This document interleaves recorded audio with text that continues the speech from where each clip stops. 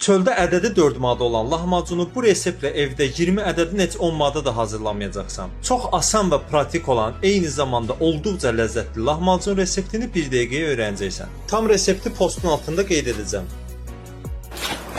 Soğan, yaşıl biber, acı biber, kapya biber, pomidor və sarımsaq bunların hamısını rondodan keçirəndən sonra üzərinə qiymə əlavə et. 1 qaşıq biber pastası, 1 qaşıq da tomat pastası əlavə edəndən sonra cəfərini doğra. Hamısını bir qaba alandan sonra yağını da vurursan, duz istiotun, pul biberini də qəşəng vurursan və yaxşı başlayırsan qarışdırmağa. Dostlar, xəmir açmaqdansa ən yaxşısı hazır lavaşdan istifadə edirəm. O bizdə bir söz var, ölmüş də elə xan kişi. Vaxtın yoxsa və ya özün tənbəlsən, boynu almısansa ən qəşəng üsulu budur. Bax hələ 5 dəqiqədən sonra şakır da bişdi, altı da qəşəng qızardı. Daha sənə nə lazım? Birbaşa üst-üstə yığmaq olmaz. Əvvəlcə qoy dəsmalın üstünə. Necə xırt-xırt olduğu məncə bilindir. Dadı damağından getməyən, heç qonşuya belə pay vermək istəmədiyin o lahmacun hazırdır. Sıx üstünə limon.